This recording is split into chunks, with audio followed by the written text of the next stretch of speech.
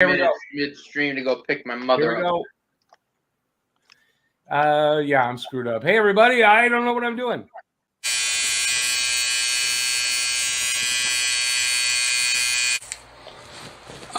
Hey, everybody. I'm Rick. Welcome to Talking Habs. It's Saturday Hockey Talk.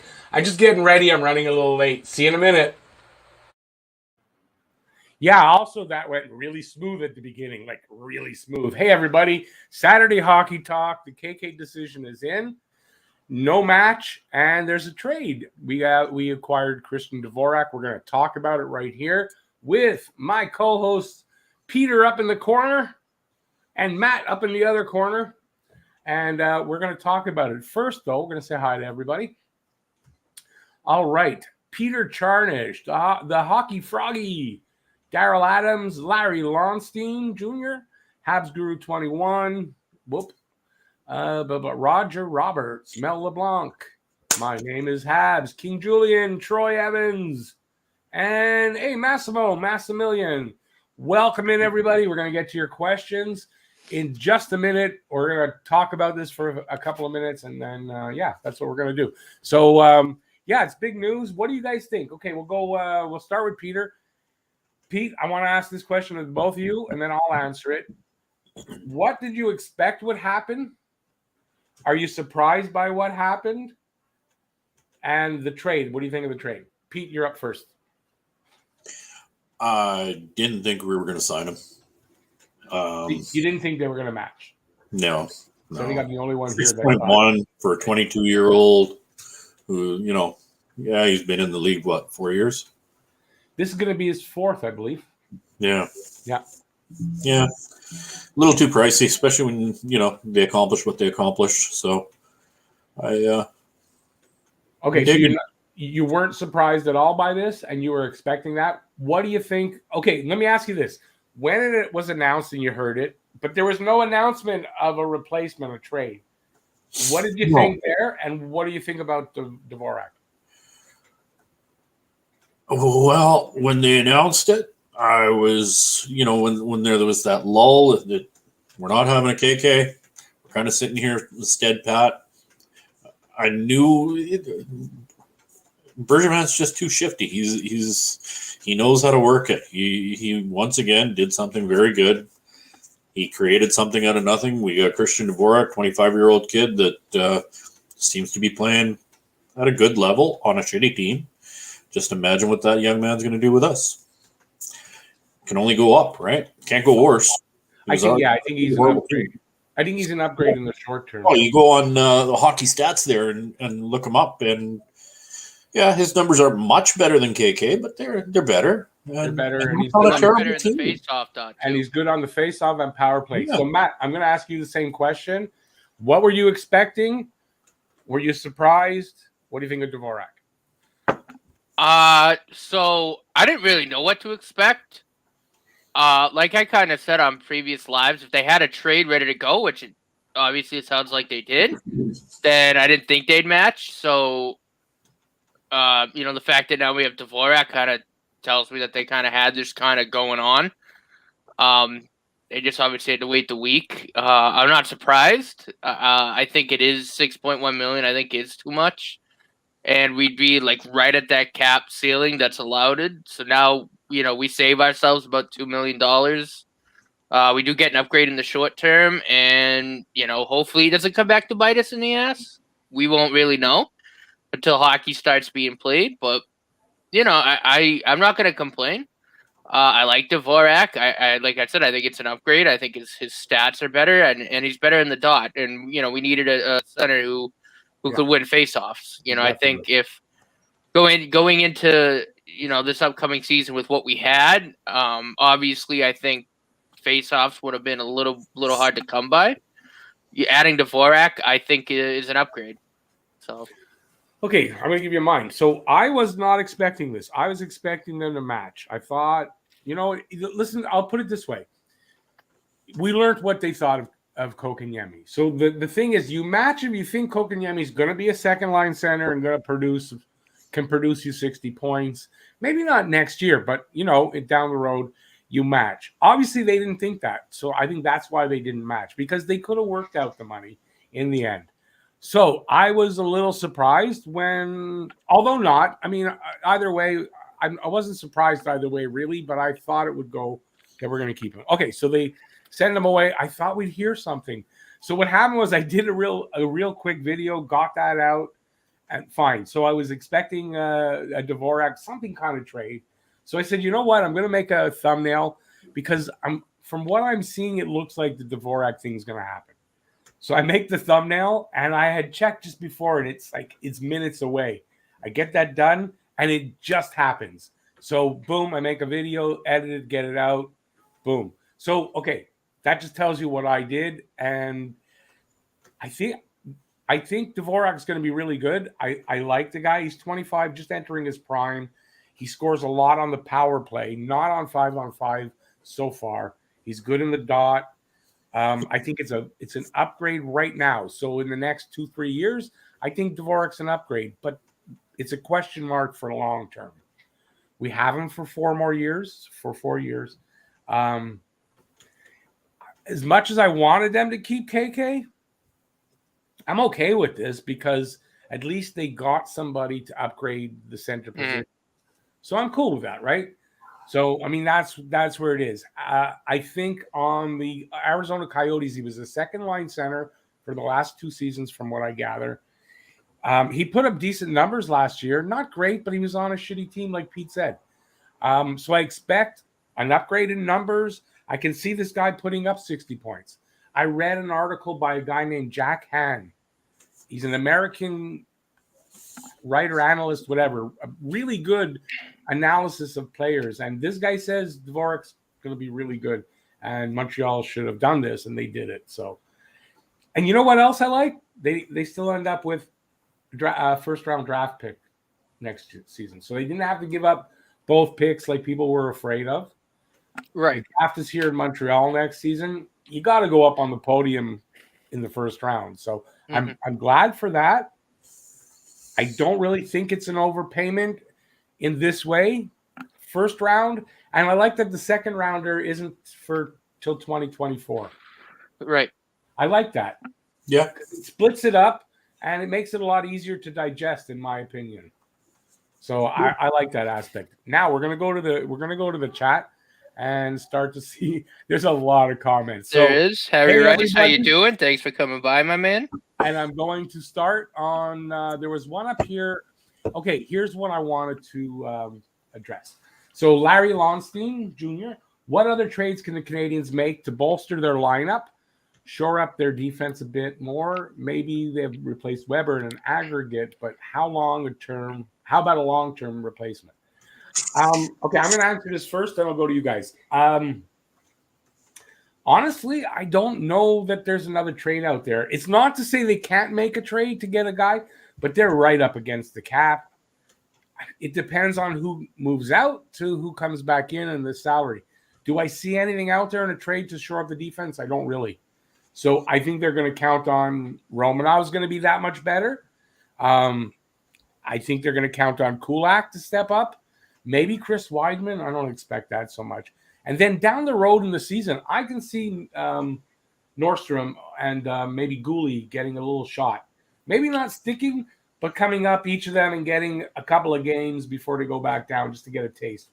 So what do you guys think? We'll go backwards now. Matt, what do you think about what I said and this question? Yeah, I mean, I for right now, I don't think there's really any trade that can be made. Because, yeah, I mean, we're right up against the cap. And we're gonna have to come under that anyway by the end of this off season. Yeah, we got to.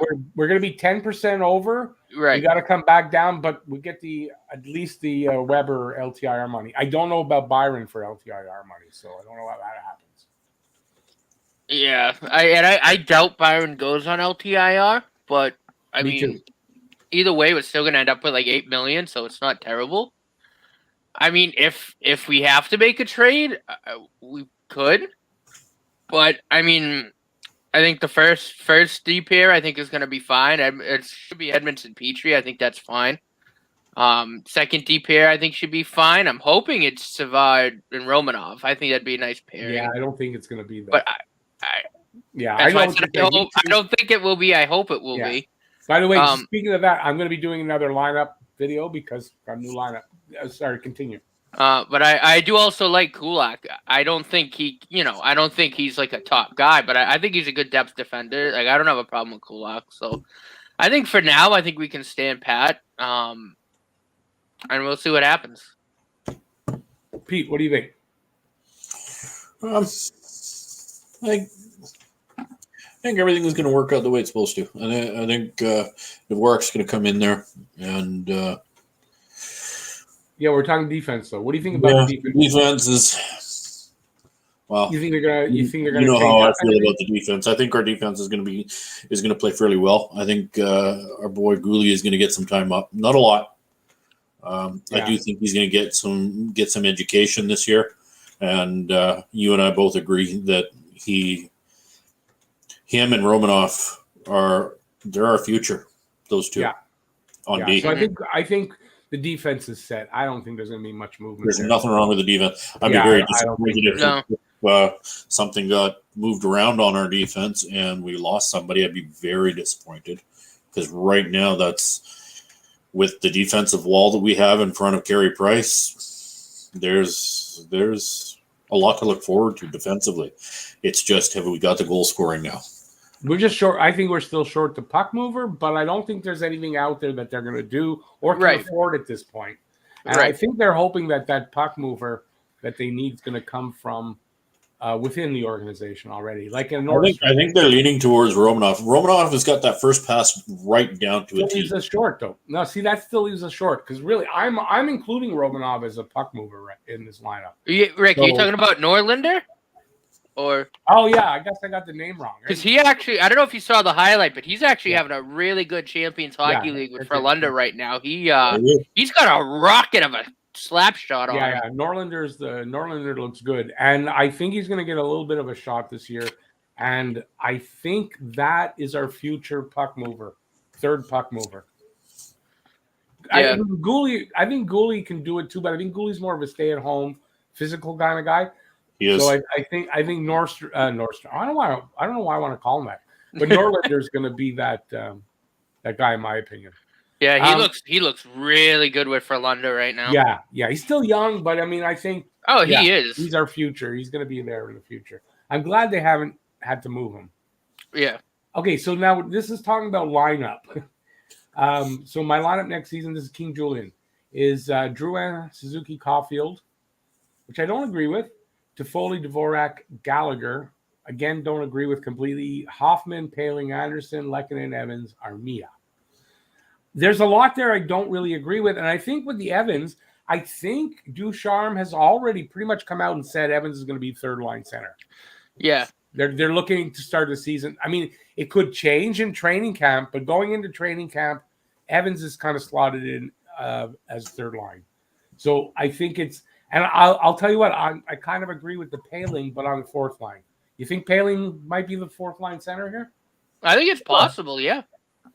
Yeah, I didn't have him in my first lineup video, but I think Paling, I think he could be. I'm not sold 100% because they signed him to that two-way contract for next year. Right. I'm not sure, but I like this. But I'd switch it around a little bit. I don't think Drouin is on the first line. No, I wouldn't break up Toffoli, Suzuki, Caulfield. I think that line has too much chemistry. Yeah, I think it's Toffoli, Suzuki, Caulfield. Second line, Hoffman on the left and Gallagher on the right. I think that's how, with Dvorak in the middle, I think that's how it works out. And third line, I think, is Anderson and Drouin on the wings for Evans. And then we're going to find out, does Evans have offense in him? I mean, I think he does. I just don't know how much, right? So I think he does. Because if you got Anderson and you got Drouin on your wings, you're not shutting down. It's not a shutdown line. Nope. Right? You just got to get Evans away from trying to play a gritty game. He's got to become a finesse player.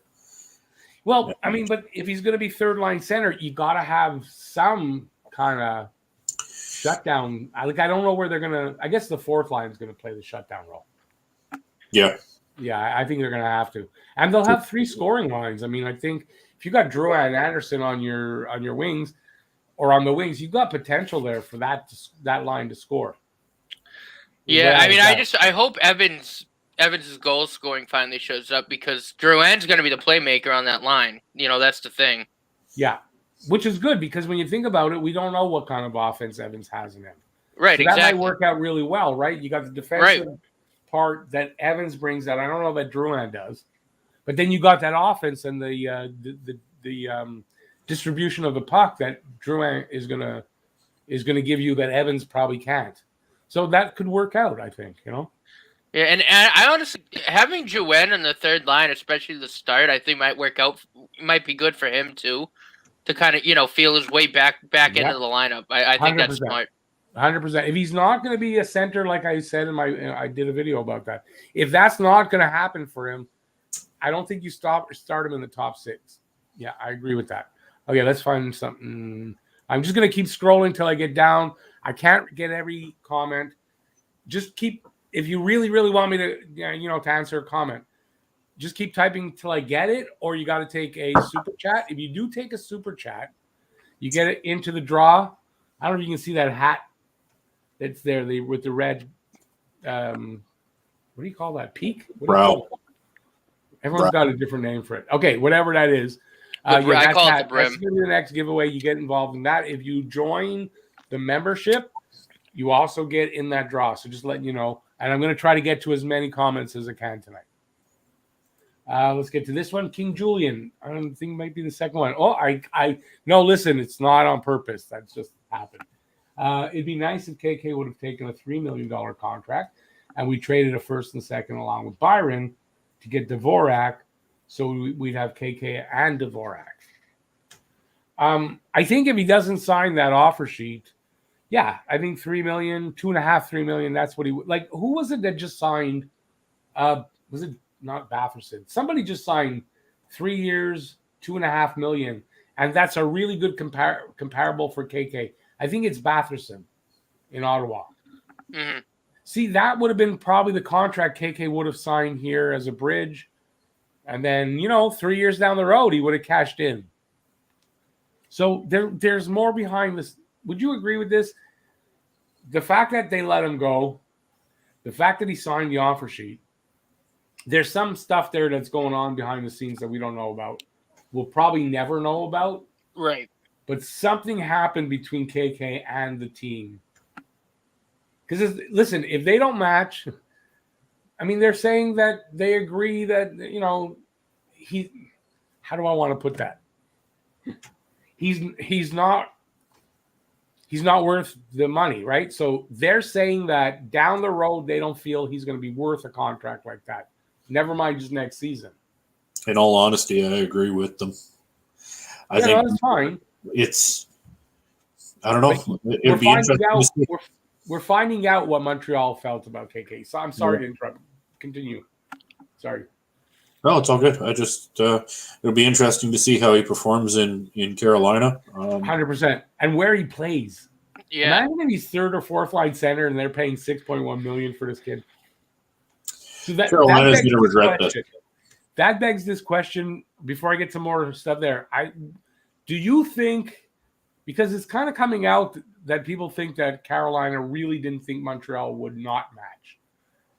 Do you think Carolina got caught here? 100%. I think it's very possible, yeah. I think I'm not sure. 100%. Carolina was thinking, oh yeah, they're going to match. They got too much invested in them.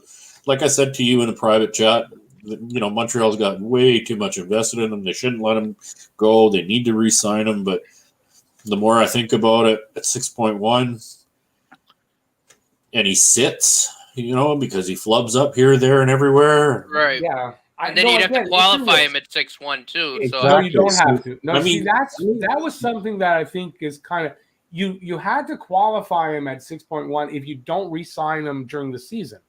So you could, and they'll do that. They'll re-sign him during the season at a longer term, bring the money down, and they don't have to. The qualifying offer doesn't come into play at that point. Exactly. It only comes into play if you haven't re-signed him yet. We've got Dvorak. We got Dvorak at what? 4.5? 4.5 for 4 years, which I think is a really, really good contract. No, there's no problem there. And then you look at what KK just signed for, and it's like give your head a shake. And, if they have to qualify him next year at 6.1 again, it makes no sense to go with KK. It makes sense to go with Dvorak.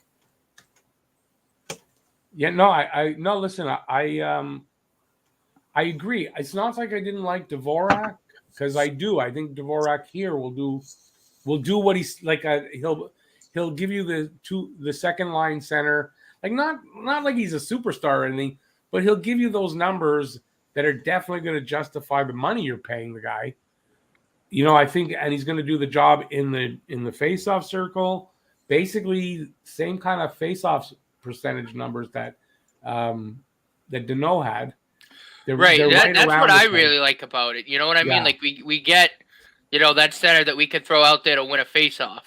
Yeah, I think it was a really good job. Bergevin was getting beaten up everywhere, and you know what? He did a good job in the end. May I ask you both? Have you had a chance to review Dvorak at all? Check out any of his highlights? Not much. But I've looked at his numbers, stuff. Not really his highlights. I've read stuff more than the guy is wicked accurate. Have a look at his shot. Well, his edge work nice. Somebody on the Montreal Canadiens is looking at the way people skate, and you need to check out his edge work. I'm going to make a hot take here. I think Dvorak's going to get us somewhere between 25 and 30 goals. I think this kid is actually a goal scorer that if you put him on the power play, he's going to score goals. It's what he does. Of the 17 goals he scored last year, only 5 were 5-on-5. That means 12 goals on the power play on a shitty team. And I think, pair him with Hoffman on the power play too. I think our power play from last year is the upgrade is it's right there. I think the power play should be a lot better. He brought in a guy that that will mesh with Hoffman and will help you a lot on the power play. Like he's put, this is a piece that he fit in that's going to work. Mm-hmm. Like I really think he put in a good piece. Now I know I said before all this that I wanted them to match the offer. I get that, but they didn't. You move forward. So I'm not going to harp on anything like that and whatever. I like this kid Dvorak. He's about to hit his prime. That's another good thing. Right. There's a lot of really good things with this, so can't complain about it. And you could put like Drouin on that other wing on one of the power play units and have him, dish the puck around. I mean, I think the power play, which was an area, we all know we struggled at. I think the power play is going to be a lot better. Yeah, a lot better. Okay, I got to deal with this one. Yeah. So, but listen, you know what? My job here at Talking Habs is to, if there's an idea, I talk about it. I didn't say they were going to do it. Remember that. It was an idea. I made a video about it. I did my job. So, yeah, I was wrong. Obviously, with Dvorak coming in, Drouin is not playing center. I'm not that stupid. So, yeah. So, no problem. I listen. I was wrong about the KK thing. So, I'm wrong sometimes. A lot of times, probably more than So, no big deal there. Someone agrees with you, Peter. I agree with Peter. MB is a smart GM for making good trades. But listen, I was on Twitter all day waiting in case they made the announcement. I couldn't take a chance, right? Now, Bergevin was getting beaten up, and then guess what happened? He made a good deal right after, and all of a sudden he's a genius. Typical, right? Typical how it goes. Like, seriously, he was getting beaten up on Twitter anyway. And now everybody loves him because he made a good deal. I've always stood pat beside MB. He's bar down one of the best GMs I've come across from Montreal in a long time. I agree. Yes, made some bonehead moves, but we all do. I agree. Right, and I think even like last season, bringing in the trade to bring in Josh Anderson. We know he can make really, really good deals. Am I still a little upset that he let this happen with KK? A little bit, but if Dvorak works out, I can't be mad. I think you're going to like Dvorak. I really do. I think so. Okay, here's Massimo's asking, do you guys think it was a good price for Dvorak, or was he overrated? Which I think we don't have to answer that. We all like him. I don't think he's overrated. No, or I was don't the think so trade either. price of a first and second round pick too much for him?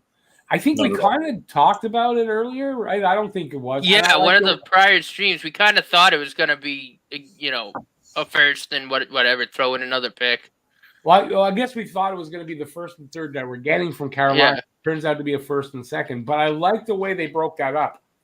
A first next year, a second in 2024. Yeah. It doesn't hurt that way. Nope. No, it doesn't. And we still have an ass load of picks in the draft coming up. So Now, And do the you great think that thing was is an we didn't overpayment? get rid of anything that we already have.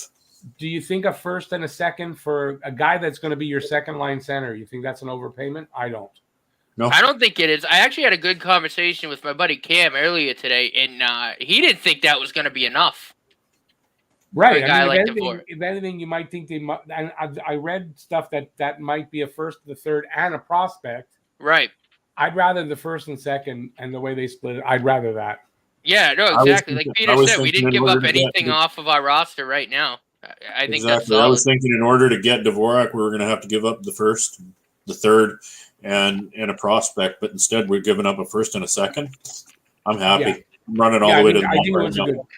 I absolutely do. By the way, if you're having a good time watching us, give a thumbs up. I appreciate that. Subscribe, ring the notification bell. You'll get notified whenever there's a video or a live stream out there. And the season's coming up, and when I think training camp starts on the 26th is the first preseason game, or the first red-white game. So the intra team, whatever they're playing themselves. Inter-squad. So, I mean, training camp's coming up soon, and the season starts on the 13th. Is it the 13th, the first game of October? I think October 13th. So it's coming up. Hang on, I got a cough. There you go. All right, so let me get another question. Hey, Harry Rice is there. Let's take a look at what Harry Rice had to say. Hey, Harry. This offseason, we upgrade our power play, our PK, our center core, and our middle six. I have a good feeling about this team this year. Okay, this begs this question for you guys. Are we better than last year?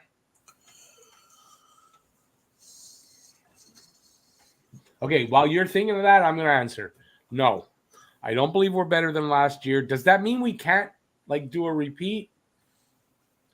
It doesn't, but I still think with all of this, instead of maybe fighting for that wild card, I think it's possible they could be the front runner for a wild card. I don't know that this puts them automatically into a playoff spot. I'm not going to say that. So are they better or in a better position? No. That's my opinion. What do you guys think? I mean, I definitely agree with his assessment on the power play. I think we can all agree with that. The power play is going to be better. I didn't address that. Yeah, the power play is better.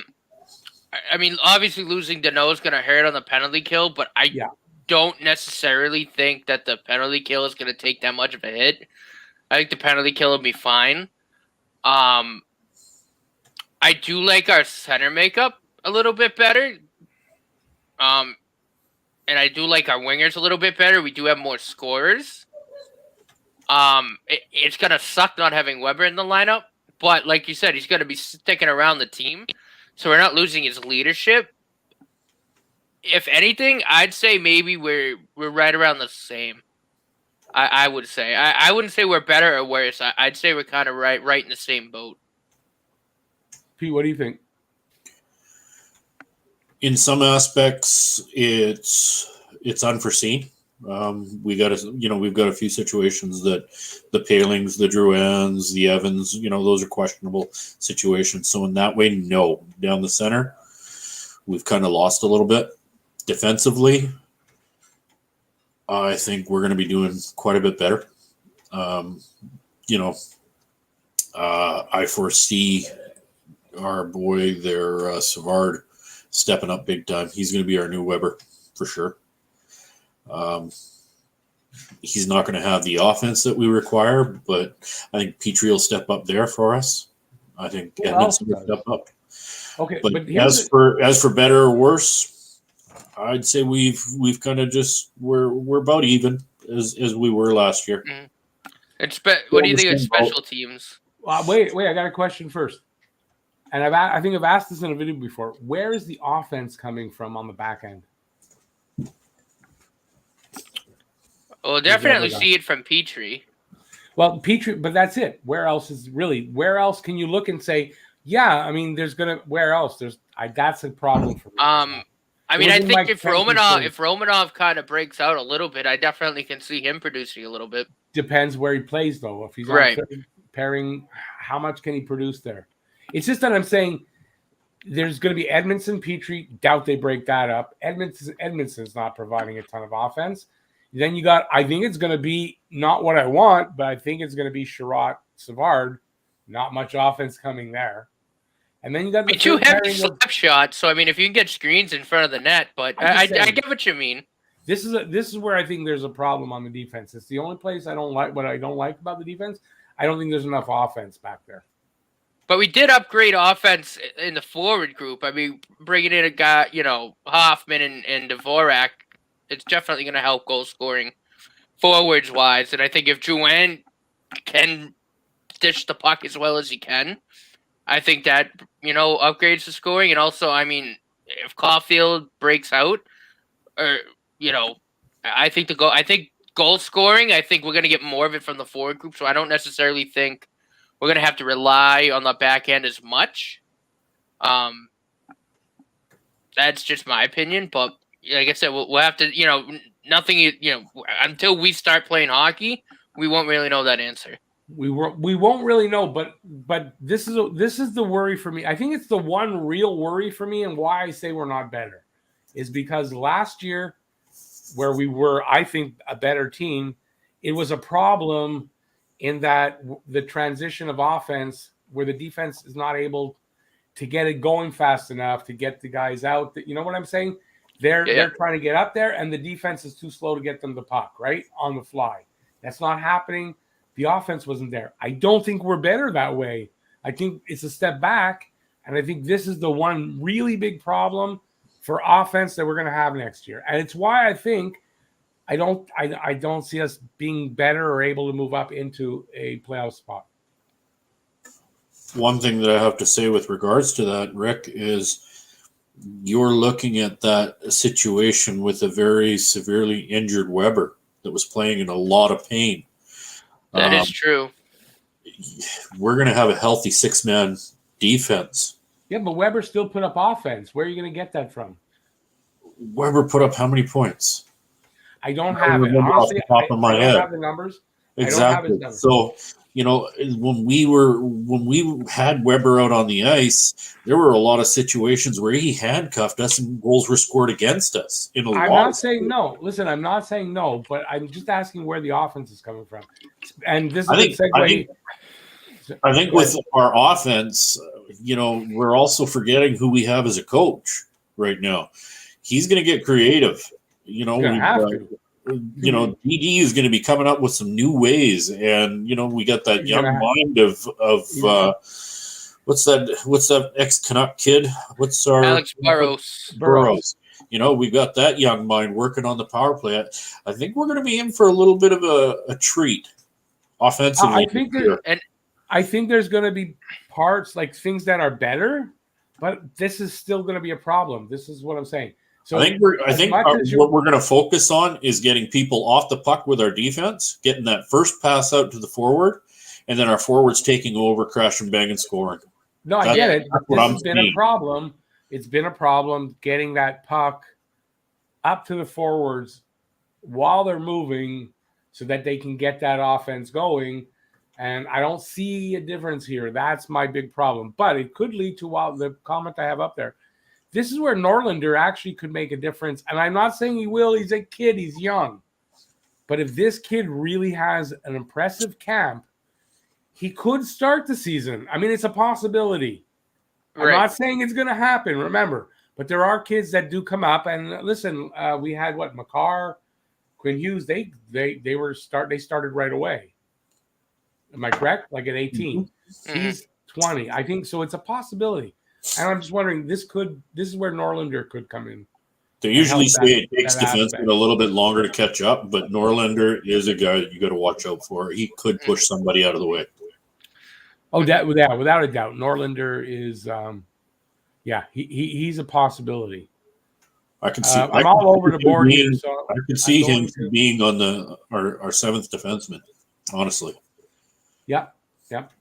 Well, you got Wide. Like, I don't know how it'll work out, but yeah, it could be. I don't think Weidman's going to be sticking with us. I think that's trade bait. Yeah. Could be. Don't forget, Habs are losing a lot during OT or 3-on-3. I don't know if that's true. We did lose a lot of OT games last year. Did we? Okay. I think we can get more wins this year since more goal scorers are now on the team. Excuse me. Yeah, I mean that's a good point.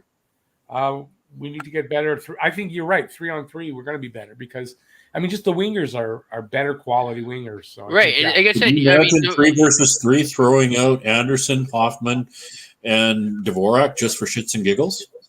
Well, Dvorak's your face-off guy, and I mean, if you can get, you can get Anderson in front of the net or set something up where you can just fling a quick pass across to Hoffman. I mean, yeah, like I said, I think forward group-wise, I think we've definitely upgraded the scoring.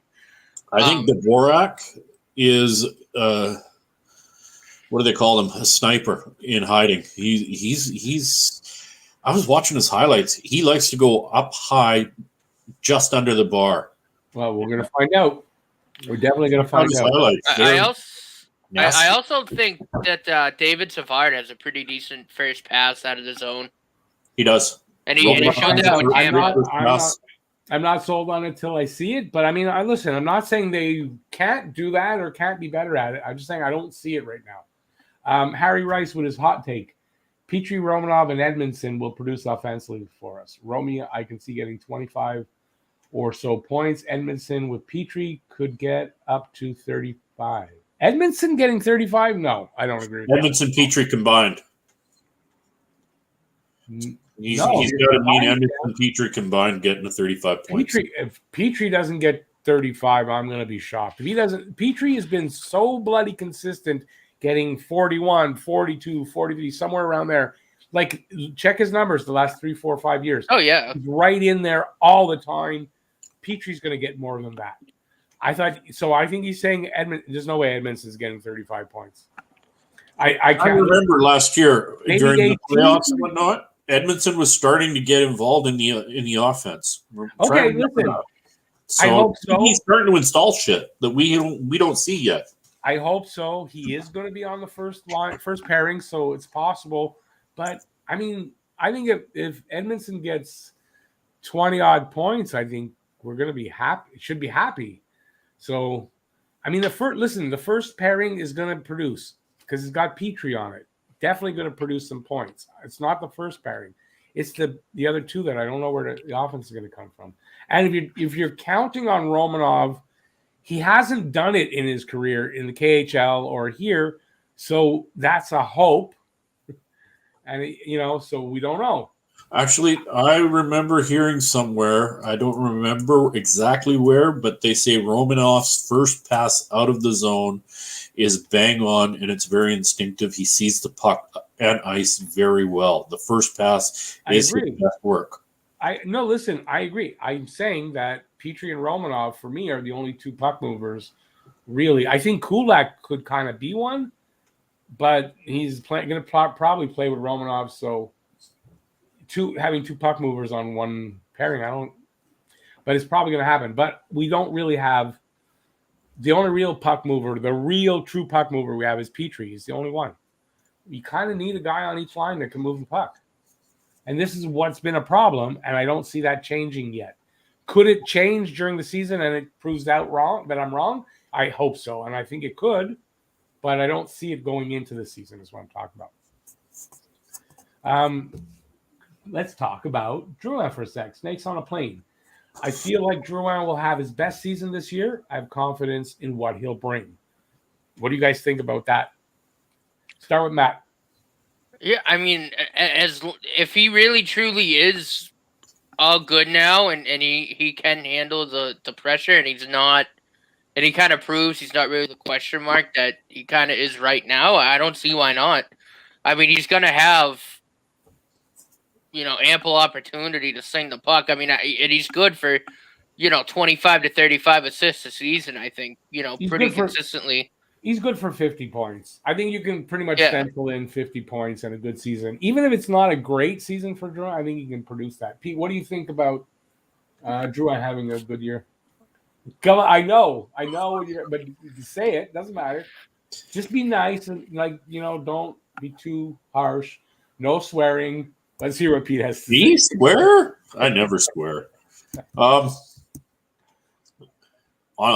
Too many variables with Drouin. Let's hope that he can produce. I honestly do not think so. No, I think he's proven he can produce. It's will he produce? I think. I do not think he will. I think he's going to float. I think he's going to make a lot of mistakes. His head's not in the game still. We'll see. Give me 10 games into the season, and I'll revisit that with you. I promise you. Oh, I don't think 10 games is enough because this is what I got to say. Can Drouin produce? Yes. He can put up points. Here's the problem for me with Drouin, and it's not at the beginning of the season because I think he's pumped and ready to go. I think we're going to see a really nice Drouin at the beginning of the season. Does he play the full season? Get to game 50, and does he keep doing that? Right. And that's where the key here for Drouin for me. I think if he can keep playing the way he's more than likely going to start the season, and we're all going to go, Drouin's playing great and all that. If he can do that all year, he can put up points, and I think he could be good, and he could have his best season. But for me, once he hits 50 games, how does the rest of the season go with him? That's my worry. That's where my question mark is. As far as can Drouin produce points, obviously he can. He can produce. I think for Drouin, he's going to get booed a lot initially. He might. And if that happens, he's going to crumble like. It's possible. Yeah, well, that's what I mean. Like, if he's okay with, I mean, if he's okay knowing that that's going to happen, if he can handle that, then I'm okay. But that's the question mark. But right? That's the question mark we all have for him. And the problem is, though, with all the he doesn't crumble right away, right? This is what I'm saying. He'll go the 50 games and do okay, and then all of a sudden it's like, well, he's on a sabbatical, or he can't produce points for the last 27 games. I mean, that's where the problem is for me for Drouin, and where I'm worried is not the beginning, but yeah, how the second half or the last part of the season goes. So that's where he'll make a great paperweight on Marc Bergevin's desk, I think. But the problem is with this kid is it's hard to give up on him because he has potential, and even when he's not having a great season, puts up 50 odd points. It's hard. Oh no, I know. Like I said, I mean, he's good. I think for 30 to 35 assists, easy, consistently. That's usually what he gets. Yeah, I know. I agree with that. From Eric, Caulfield is. Excuse me, eyes aren't working. Caulfield for a whole season and power play is better. Also adding Hoffman, so yeah, we are better. Plus, if Price is better too in regular season, that's actually a good point to make about Price. What do you guys expect from Price during the season? You know how that consistency that's not there after the playoff that he had, and actually two of them in a row. Do you think? But that last playoff, I mean, he was amazing at points. Oh my God! Do you think that carries into the regular season, or is he just the average Price, and we wait till the playoffs till we see that playoff Price? Well, here's the thing. I mean, and I say it's like I said. I think it's good that we also have Jake Allen because I think again Price isn't going to play as much as he is used to in the regular season. And I think if the defense is, like Peter said, if we can put up that wall in front of him and make him not have to work as much, as long as he doesn't get clonked in the head again and get a concussion, I mean, I think he'll be all right. But yeah, I mean, having Allen in there, obviously, it's going to lessen the load on him. So, I think he'll be fine. I don't think he's going to be like, the way he was in the playoffs. But I think he'll be a lot better than average. He should be fine. What do you think, Pete? And I think Allen will be fine coming in as the backup. Like I said, I think the goalie situation is really good right now. Pete, what do you think? Hey, listen, third time's the charm, buddy. Pricer is going to be fine. DD's got to realize that he needs to let Pricer have more than just 2 or 3 games to go. Like, if Price has a bad couple of games, stick with him. Let him have, 7, 8 games in a row. Sit him for a couple. Let him run for another 5 or 6. Sit him for a few. Price needs to see the rubber. If he doesn't see the rubber, he admits it himself. If I don't see the rubber, my skills deteriorate. I need to see the puck. So let him play his game. Let him do his thing. And thank Christ we've got Allen as a backup. Like, oh my God, our backup. We're sitting pretty. I think we'll see a little more of what you're talking about because it's a full 82 game season. Yeah. But there's 2 factors here that I don't think you guys talked about that I want to mention. One is that we're going to go back to the defense and the lack of the puck mover. One of the problems I think Price had was because they couldn't move the puck quickly out of the zone. There's a lot more pressure. They're able to get better chances. I kind of think that's still in effect here. And I wonder if it's going to be different, if he's going to play better or react to that differently. Well, and then 2 is the Olympics. The Olympics are happening. They're going to be there apparently, which is going to now compress the second half of the season exactly the same way as it was last season. And that's going to be a factor in how they play and how much he plays. Yeah. So these things are still there. These things are kind of still there. And that's why, for me, it's a question mark that Price, I just hope he plays. Not that he plays. I'm not putting it on him necessarily, but he has to perform better. He's got to stop more pucks. I mean, that's just all there is to it.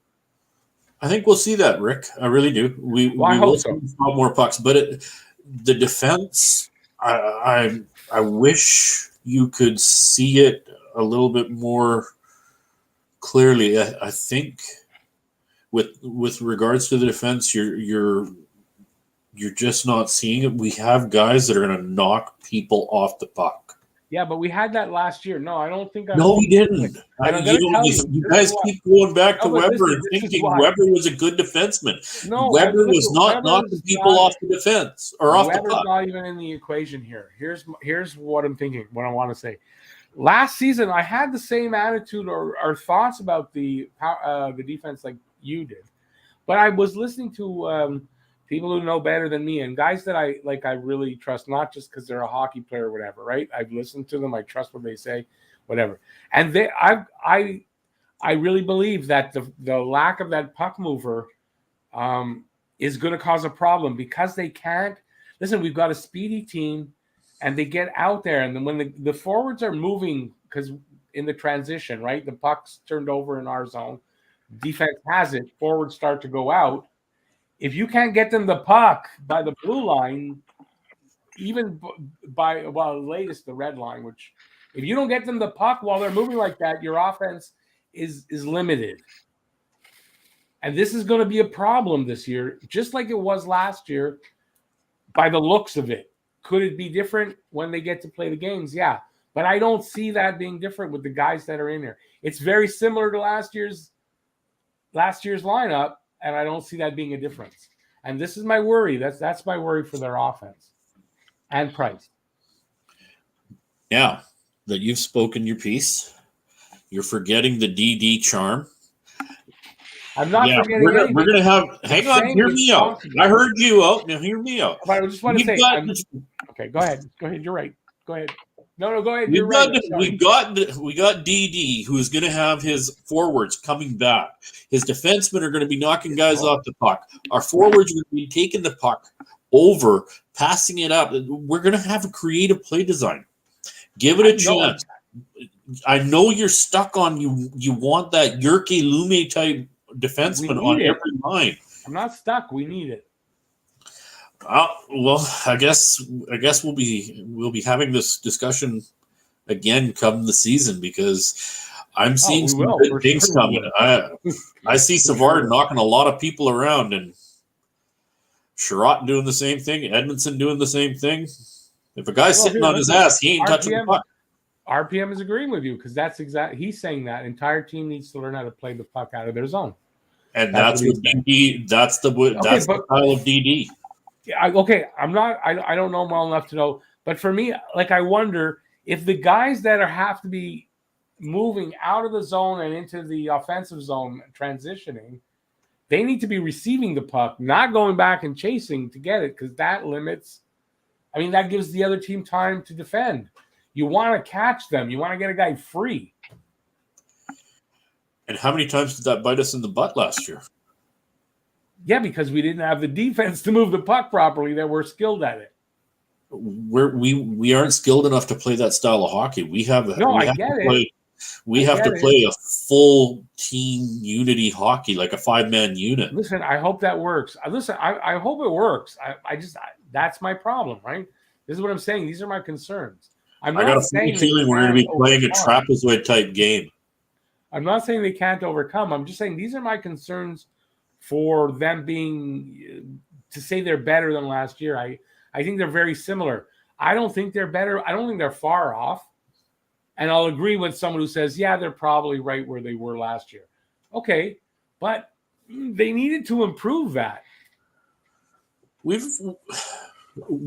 Like I said before, we're stagnant. We're still in the same place, but maybe a little bit more advanced in a better way. But stagnant's not going to get us to the playoffs. Our power play is going to be a big improvement. In a much tougher division. We're in a much tougher division to make the playoffs in, and being stagnant, getting just a little better, it's not going to get us there. Nope.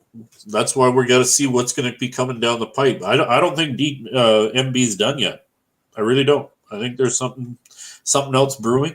Yeah, but it's got to be someone's going to have to move out, though, because there's no money. No, exactly. So, we can't count on the lineups that we have in our projections here. I don't know. My gut's telling me there's something coming our way that's just going to be a bit of a shock.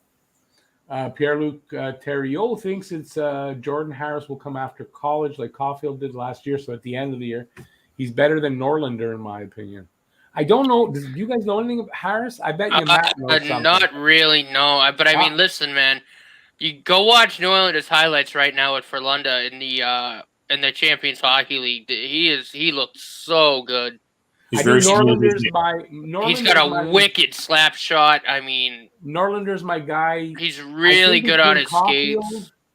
I think Caulfield's going to be pretty impressive in camp, and I think Norlinder, of the guys like that aren't on the team, so just trying to make it, I think Norlinder is going to be that guy that impresses everybody in camp. Like, I'm really excited to see Norlinder in a Habs uniform right now. It just struck me now. And this is one direction we have improved greatly, I think. Our skill position, like individual skill position, everybody has gone. It's a good point. Become better, because if you think about it, we have some men on that team that are young, smooth skaters, and excellent puck handlers. Yeah. And so many of them in their prime. This is something that I like too. There's a lot of guys that are right in that ballpark. Like I said, it struck me now. Yeah, I think I like that part of it. I do. Here's something that's this is a good point. I noticed this when the schedule came out. Montreal's got an interesting schedule. At the end of the season, their schedule at the end isn't that bad as far as they got a lot of home games. Yeah. I noticed that, and that's actually going to be good. So that's a good point by RPM. That schedule, I think, will help them at the end if they're right there and they're fighting for a spot. I think they're going to have an advantage having a lot of games at home. And I hope I'm not wrong at that. Play well at home. My memory, and I'm old and I smoke a lot. I think I remember that they had I liked what I saw at the end, even though it's kind of compressed. At least they're home. That's going to be an advantage when you've got a compressed schedule and you're going city to city. Right after the game, you got to go. Right, that's tiring. Right. And I think that this could really help. And I think at the beginning of the season, they got it pretty good too. I think it's a pretty good schedule for them. Aren't they coming out to the Pacific Coast a few times this? Yeah, they are. Right But at the beginning? if I remember, that's also broken up pretty nicely. Okay. The West Coast swings didn't look bad to me. Like their schedule was pretty good, so that's a good point by RPM because I think that could help. King Julian says the only other move Bergevin makes is either for another center or a puck-moving defenseman. And if that's the case, it's either Sherratt or Byron that goes. My fear it's Sherratt that goes. Sherratt seems to be the guy that everyone's talking about, that if they're going to move somebody out. My thing is, though, if Sherratt moves out, first of all, Byron, you can write out of that because he's injured right now. Yep. I don't see anybody trading for an injured player. I Right. don't. I think it's one of the reasons why Eichel hasn't moved yet. Has to be that injury. The longer they take, the longer till you get him. I think it makes a big difference. So Byron's out like 2-3 months. I don't see him being in a trade. So it's Sherratt at 3.5. The only other person that makes sense to me to move out is Drouin because he makes 5.5. So if you're looking to bring in a good fucking puck-moving defenseman, you got to pay that guy. Yes, you heard it. You got to pay that guy. And I don't think Sherratt's numbers bring you that guy. No. When they picked up Savard, my fears for Sherratt being moved increased immensely. Yeah, of course. And I hope it doesn't happen. But if you were to tie up Sherratt and Drouin, I want to see Drouin gone. So you would agree. I know you like that you would agree that the guy to move, and listen, just by the numbers, the guy to move, but he's not moving. He can't be moving. No, he won't move until he plays hockey because he has to play. Exactly. Yeah. He has to play. And you know what? In a way, if you're going to move Drouin, I hope kind of that happens. He has a good start. They move him, and then the other team deals with his problem. Or he does well there because the pressure won't be the same. So, right? Because I think it depends on where they move him, Rick. All depends on where they move him, I think it doesn't matter. As long as it's not here. Yeah, I mean, listen, the pressure to win in the original 6 teams is immense. If they move them to just for shit and giggles. That's what not if they the move problem. to Colorado, right? Okay, my opinion on what you can't take the pressure. But my opinion on what the problem is, and I'm not saying it's why he had to take a sabbatical, because I think what the cause of the reason he had to take the sabbatical is the pressure of a French player playing here. I know there's French people. Playing in Montreal. I know there's a lot of Francophone viewers, and you're going to argue maybe the point, but it's immense. And you just have to go back to the Rocket. The Rocket had that pressure playing, and he had that pressure after he played. He still felt it. So it's there. Okay. So I wonder, moving him somewhere else, and I don't think it matters as long as it's not here. I wonder if that's the difference. Because I think that pressure that he gets from fans, if he's not playing well, the stuff he must receive, emails or just messages, must be horrible. Must be horrible. So that causes whatever it is. And we don't know because it's not been released, and I'm not going to speculate. But whatever it is that he has a problem that he had to take the sabbatical, I think it's caused by the pressure. So we'll see. I'm babbling a little bit there. Sorry, guys. This is interesting, and I've heard this one before. I think it was Jeff that someone put this up. I like my guys to not get suspended in the playoffs. Right. Thank you. Yeah. Listen, Kadri's a good player, but he's wild in the penalties, and I don't know. He's too selfish. He's not a team guy. No, Kadri. Someone agreeing with that.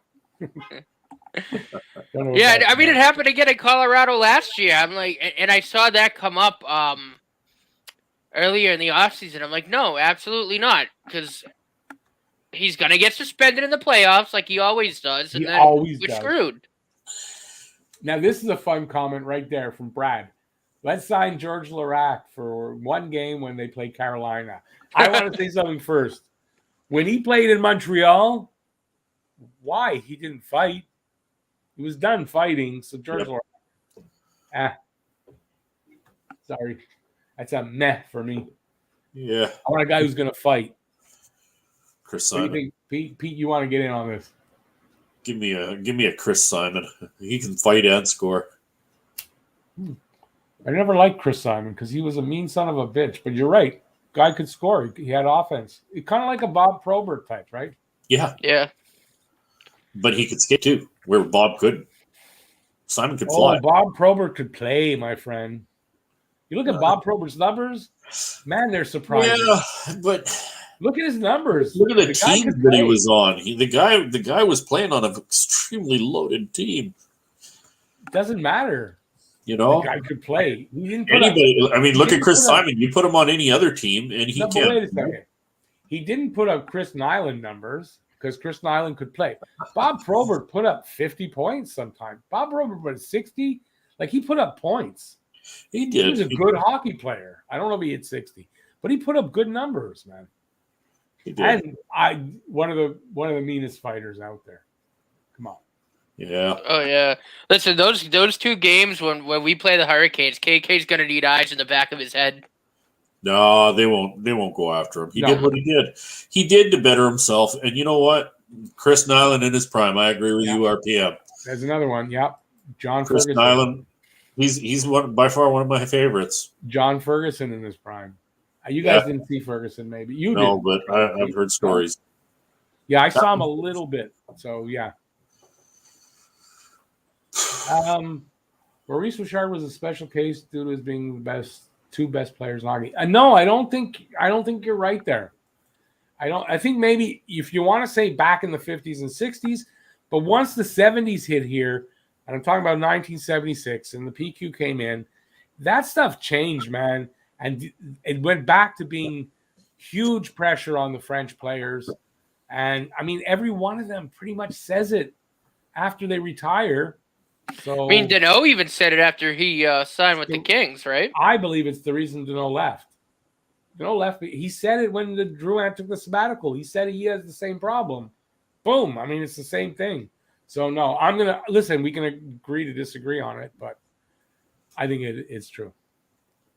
I think Drouin and Deneau both are a little soft-skinned, let's call it. Yeah, soft-skinned. Not your prototypical hockey player with hardened skin. Talking about Deneau, you said? Deneau and Drouin.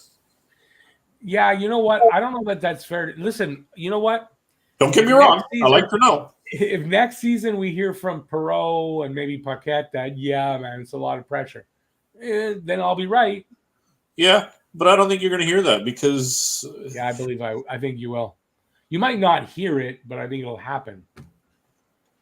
Yeah, maybe. I don't know. I haven't had the fortune. I live here, man. Living in Quebec, so yeah, exactly. I live here. Who misses the days with Nyland and Cordic? Battles in Quebec with Quebec were awesome. That's what I miss. I do miss Nyland. Cordic was wild. I mean, Cordic was fun to watch fight, I guess, yes. But man, I just felt bad for the kid. He has so many problems. So I'm torn there with that. But man, Quebec Nordiques, Montreal Canadiens, wow, what I wouldn't give to see that again. Because those games didn't matter what time of the year, regular season, playoffs. We rushed home if we had to watch those games because even if Quebec was in the last place when they played Montreal, it was like fucking playoffs. Yeah, you heard it again, Pete. Don't swear. Be good. Be polite. Oh, here's an interesting one. Chris, if PK comes back for half salary, I'd be interested in the price. Well, PK is on his last year of that $9 million. So next year he is going to be making, I think, a lot less. And I think he'd be happy to make half. I think PK Subban is going to be under $4 million.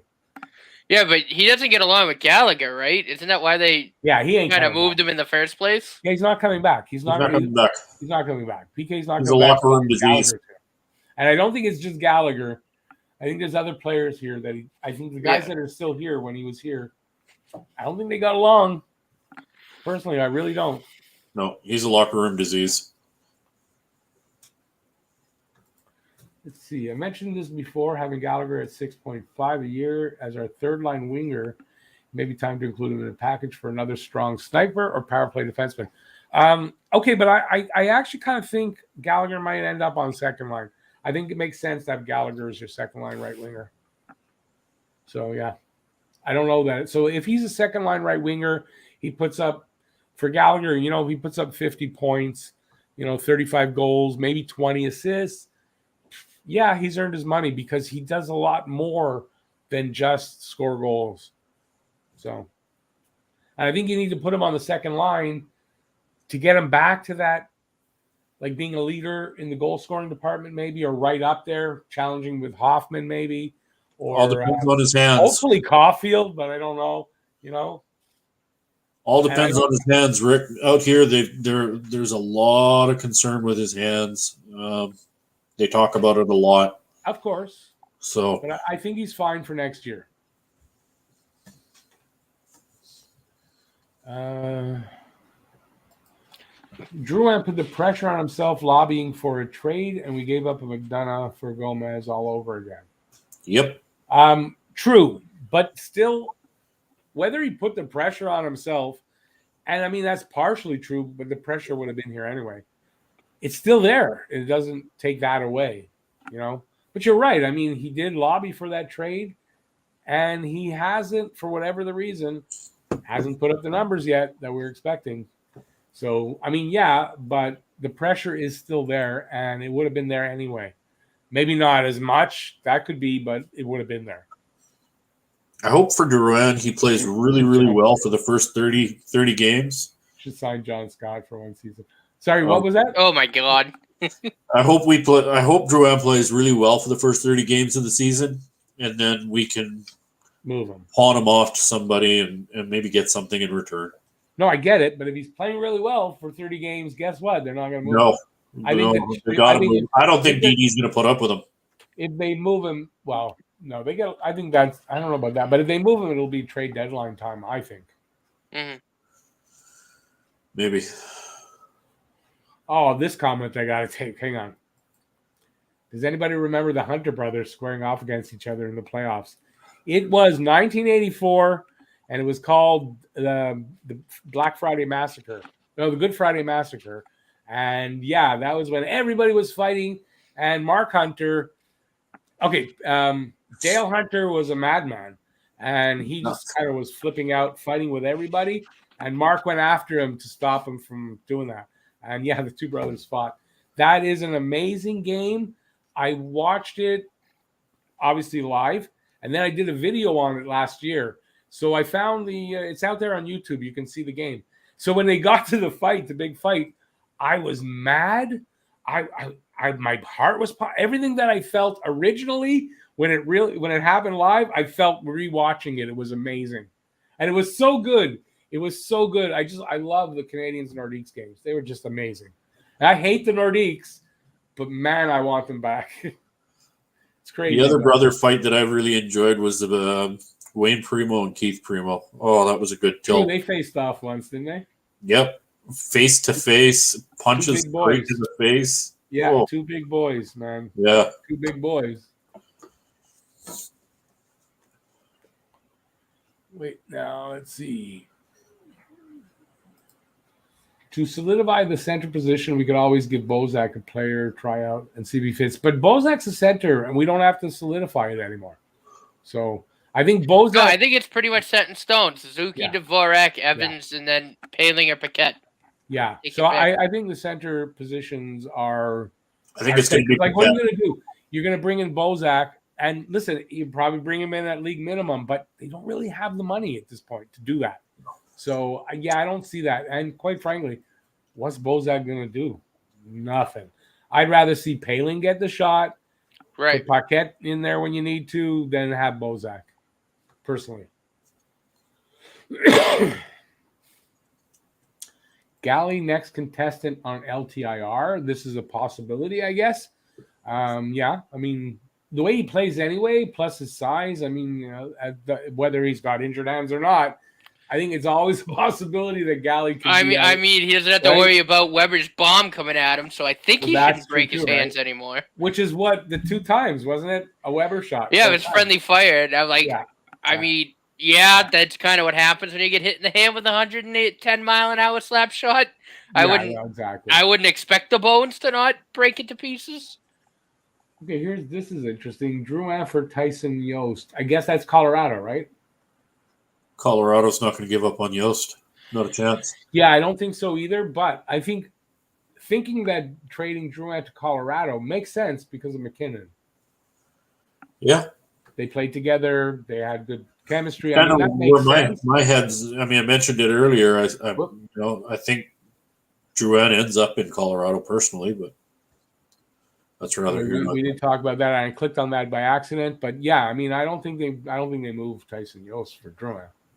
Listen, Drouin's not getting moved till he plays. So, and that I guess that goes in with the one I clicked on that I said. Here, he said, let's hope he starts strong. And at that point, you trade him. Yeah, he's not getting moved till he plays.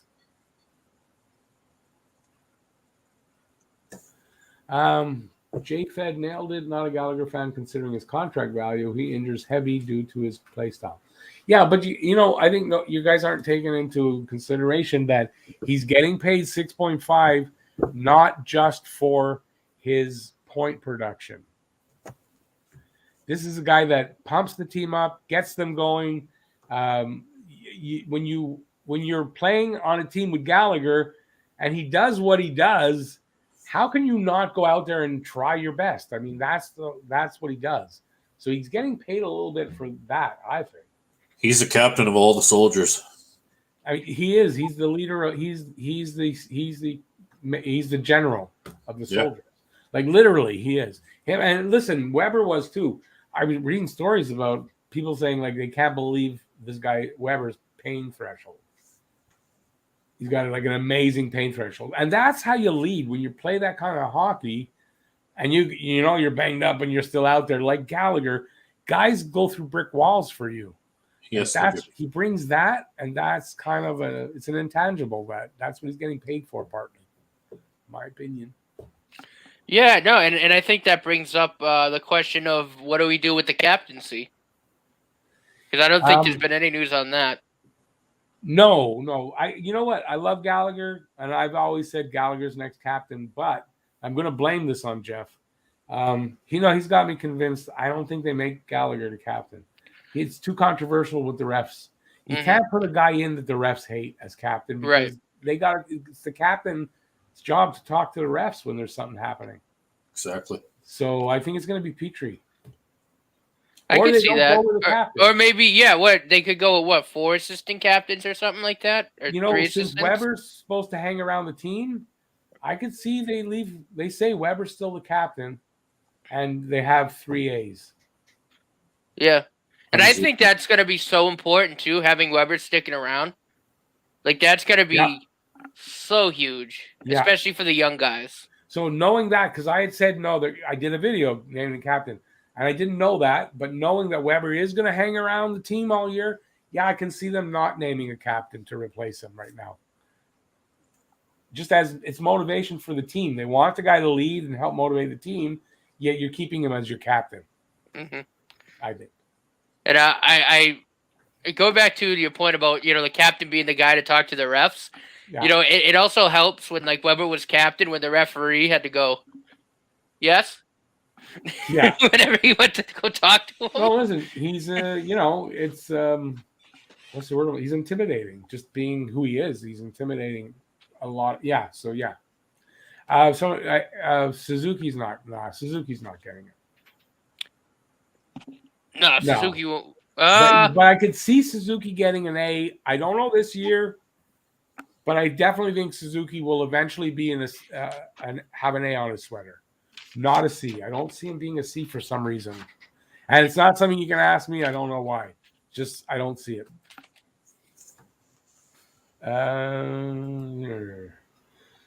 Don't get me wrong. I like Galley. I don't see him lasting as long as his contract. Body will break down. Last I heard, Dom loves Sherratt as C.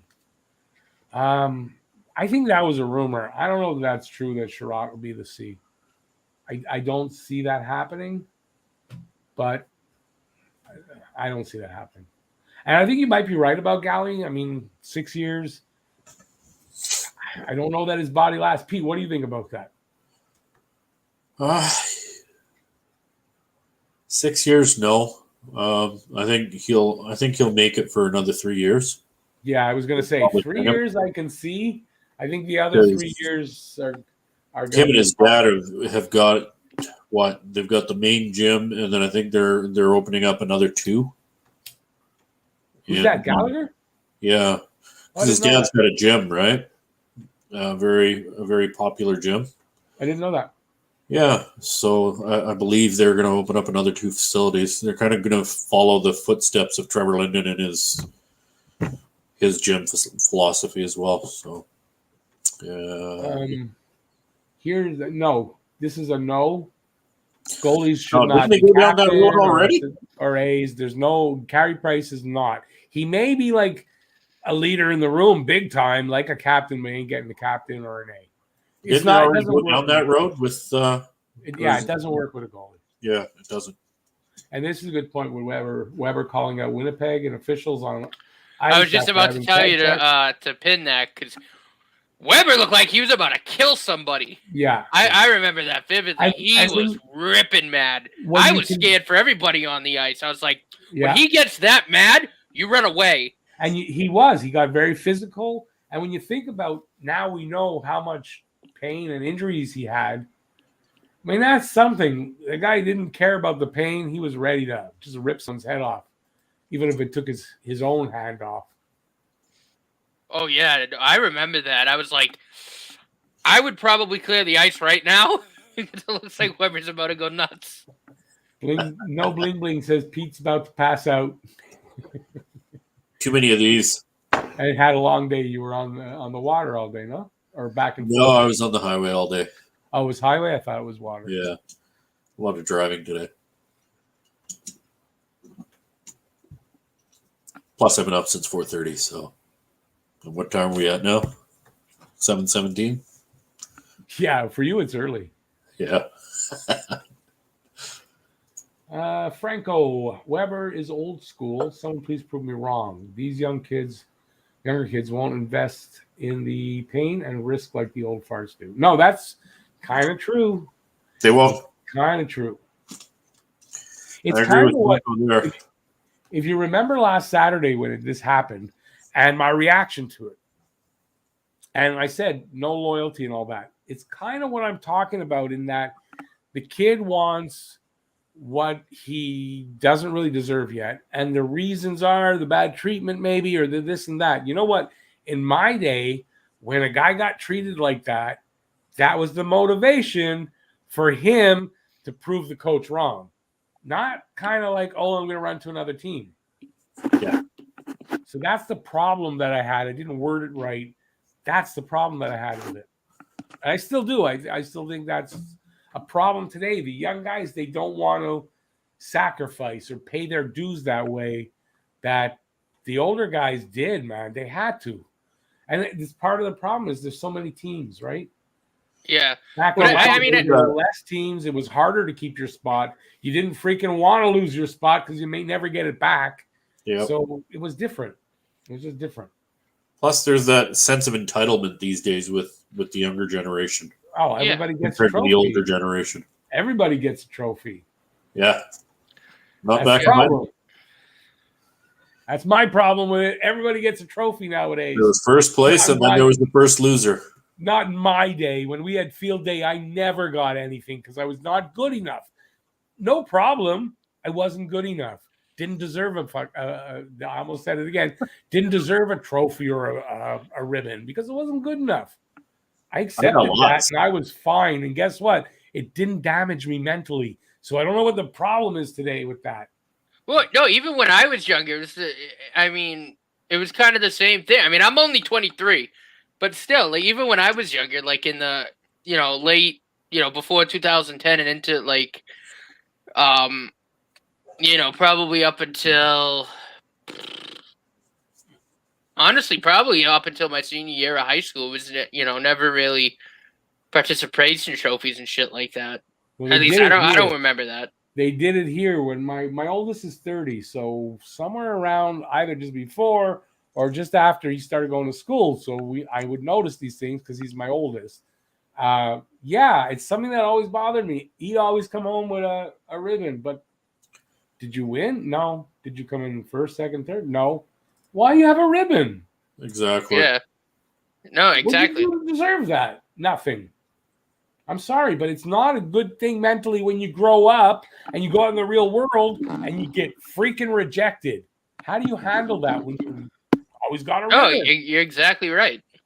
Doesn't work. But in the Habs case, I mean, I do think a lot of the young guys do look up to Weber a lot, and I think they do respect him a lot. So I don't think that's gonna necessarily be a problem for the Canadians, but I can see it on other teams. I don't think it's not. It's good. He's a real leader. They look up to him. They go to him for advice. He's really experienced as far as playing hockey. He's been around a long time. This is a great guy to have. I mean, I think too, just as a person, just and how to carry oneself and stuff like that. I mean, I wouldn't want anybody else in the locker room or hanging around the team. Chris, it's not kind of like that. He lives with me. He's my roommate. He pays his way. My ex, we're separated. His mother and I are separated. So does he live at home? I think if he's living with his mom, he lives at home. Living with his dad like this, I don't consider that the same thing. He's got tons of freedom. He does what he wants. He pays his way. He's not a problem. It's not the same. And we don't have a basement. We're not living in a basement. Okay, since he put this up a couple of times now, what if Ryan Suzuki outplays KK on that? Oh my God! Do this to get him from the Canes. No, you know what? No, because it's got to go back and forth and back and forth, and forth, and just piss us off. The talk is for Neckash next year. Neckash is a restricted free agent.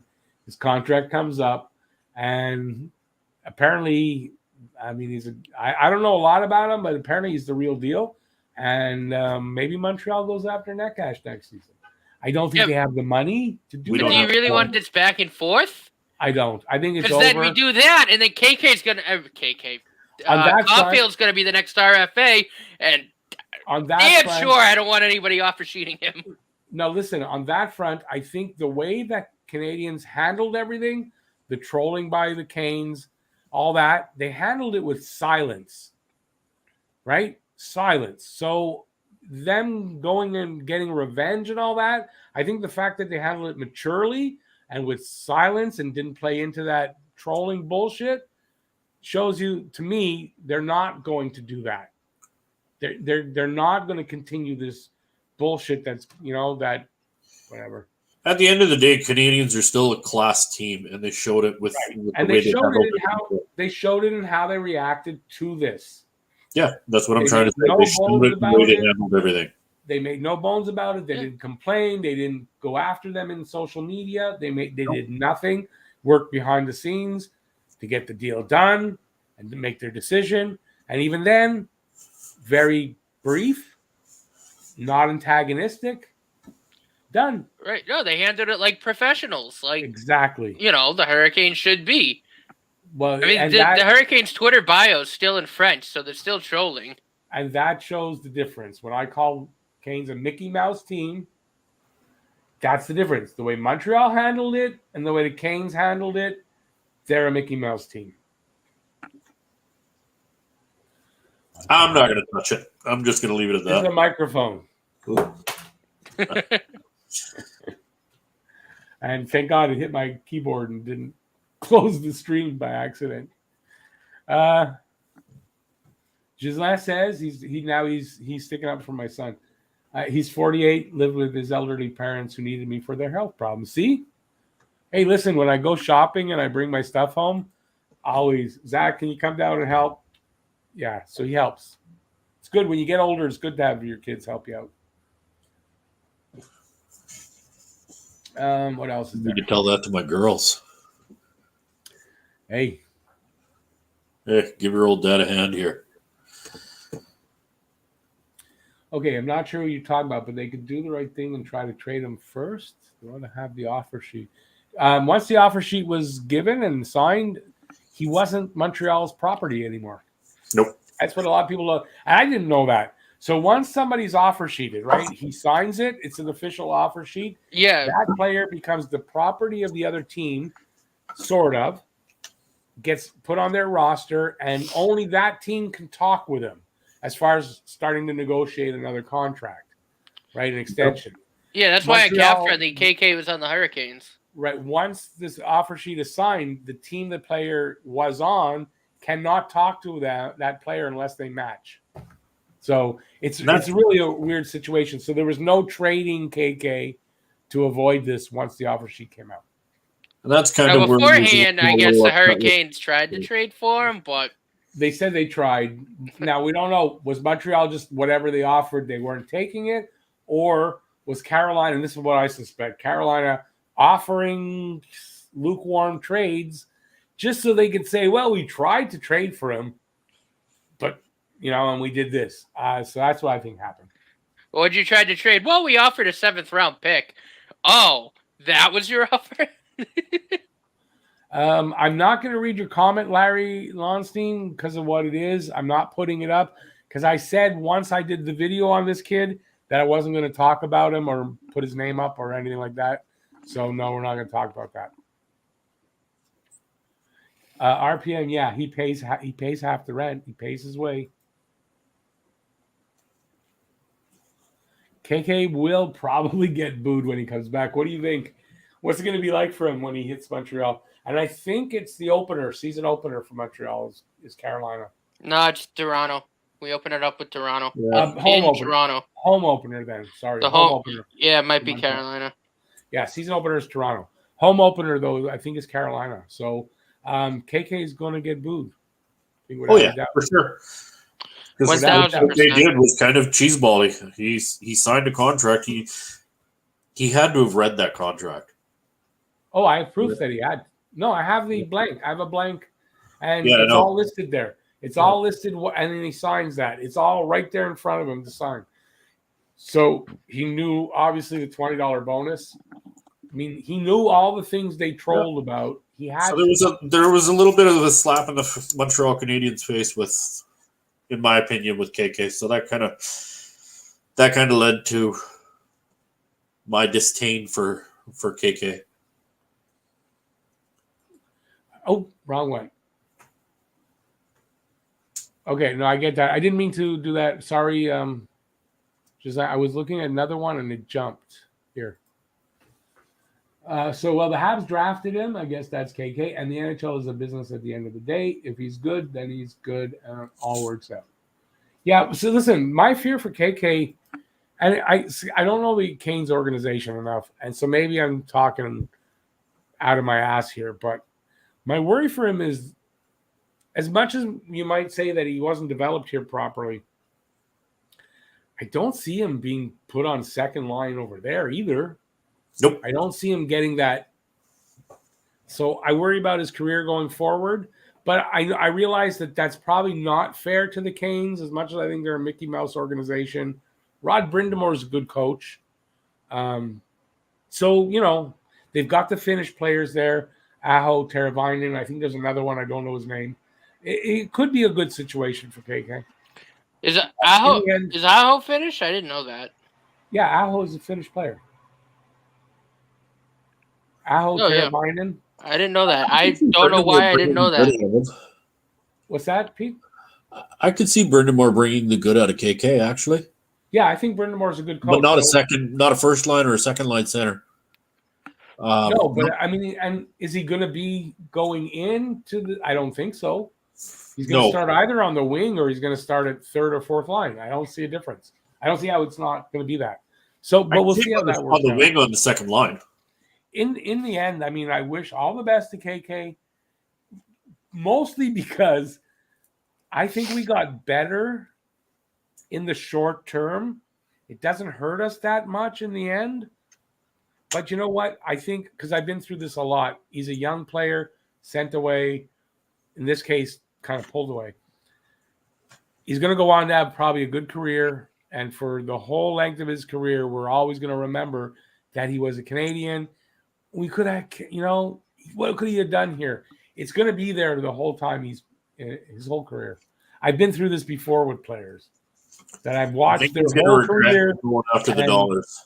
We were going through it right now with friggin' Sergachev, for Christ's sake. Kind of. Sergachev, I think, it's not a myth, but he's not done exactly as well as some people say. I mean, he's So- won, what, 2 Stanley Cups in a row? I mean, he's a damn good defenseman. No, but I mean, he didn't win them by himself. Well, no. He's on a better team than Montreal. So some of that's that. But I don't think it's as lopsided as it looks. And listen, if Drouin finally comes into his own, he's 26, he's entering his prime now. He could turn it around. If that happens, you know, the outlook of that trade changes, right? Right. But again, that's if he does that. That's if he plays a full season of hockey. Of course. Chara level booing, KK is going to get booed pretty strong. Hang on, let me find another comment. Hey, Larry, if you're still here, have a great night. Thanks for being here. Drouin wasn't awful last season. Kind of true. I mean, until he kind of said bye for the second half. No, but even up to then, wasn't he kind of only lukewarm? He was kind of good at points, but overall, kind of just average. No, and he's not like my gripe. My really only gripe with him is his physical play. Like he's not. It's almost like he's scared of getting hit. You know, that's really my only gripe with him. Yeah, and I don't know where that came from. I saw some highlights when he was with Tampa. I mean, this kid was amazing. Going out, banging bodies, winning the puck on the board. Yeah. He looked great and came here. I don't know where it went. So I'm glad you guys see that because, again, that's my only gripe with him. Like, if I had any criticism, like, that's it. And, like, even then, like, yeah, I mean, it's just his physical play. Here's actually interesting. I was a Kachuk guy. I guess looking back that this happened, what do you think?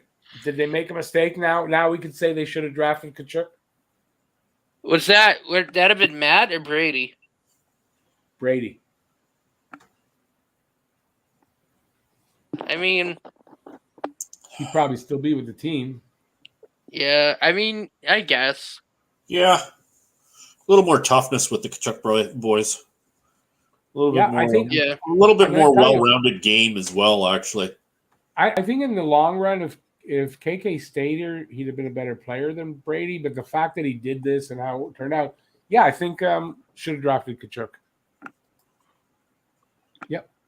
Or, somebody, there were other players. But, for me, it was Kachuk. How awesome is the next family dinner after you fight your brother and mess each other up and your mom still scolds them? If I'm correct, their mother said they did that many times as kids. So I don't think that was unusual for them. So, yeah. This I can answer. I think. Any idea how many fans will be at the opening game? I think I heard Montreal will only allow 75. Bingo! 7,500 fans. So that's in Montreal. Listen, in Quebec, they're very cautious. We haven't lifted the mask rule, the mask mandate indoors, and they're not going to go full. They're being cautious here. Even though we have maybe the highest rate, I don't know, but we're amongst the highest rate of second dose of the vaccine. They're still being cautious because of the Delta variant, which is still a problem. So I'm not upset with that. I'm perfectly fine. They just brought masks back in here. So they did it in the city of Boston for indoor stuff. Yep. But I still think everything's full capacity though. Like I think the crew is still gonna have full capacity. But to me, full capacity, if you're still having to wear a mask, full capacity is a mistake. Yep. Listen, I don't run the damn city. Don't shoot. Don't shoot the messenger. That's working for you. I'm blaming you, but I'm saying I don't agree with that right now. I still think gotta limit it. Oh, yeah. I should show people something. Too bad Jeff's not here. Hang on, let me find it. Oh, it's here. I got to be careful how I show this. So that is my vaccine passport. I got mine done the other day. You have to have a passport in Canada? Well, if I want to get into a restaurant, if I want to go to a movie, go to a show, go to a hockey game, yeah, I got to have that.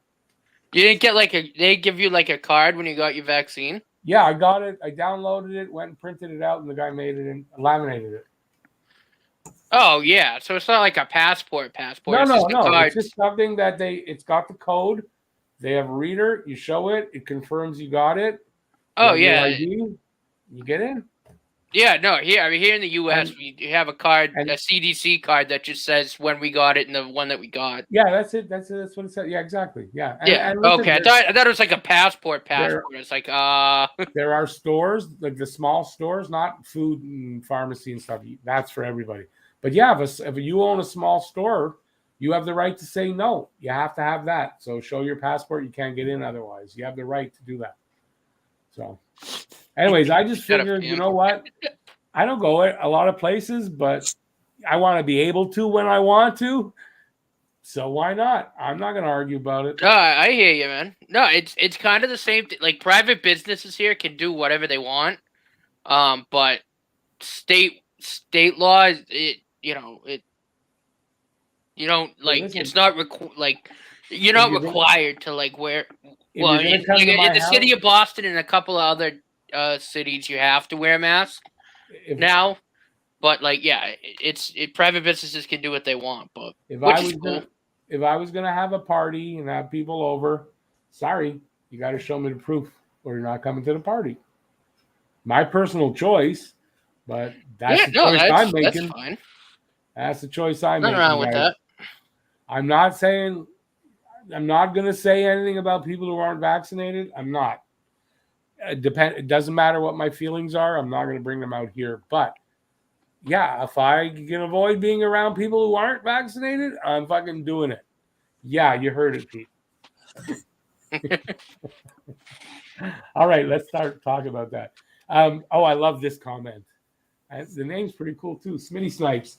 Drouin is like Xavier Laflamme from Goon, scared to get hit. I've said that like 5, 6, 7 times already on videos that and not only that, he even looks like the guy. Like a little bit, yeah. A little bit, yeah. Like Jay Baruchel, like kind of chose that guy because he looks like Drouin. I don't know. It's a coincidence, but I've said it many times, and kind of it's what he has to overcome. RPM, I don't have data on my cell phone. That's why I got that. So, yeah. Hey, my name is Habs. See you next time, buddy. Have a good night. Thanks for being here. Hey, Gislaine, where'd you get it so cheap? Mine cost me $6. Freaking hell, I got ripped off. No, Bling Bling, we're not done talking hockey. We'll go for another 8 minutes. We'll be an hour and 45 on. So say another 8 minutes. So yeah. We just got sidetracked and now all the comments are about the vaccine. So I'm sorry.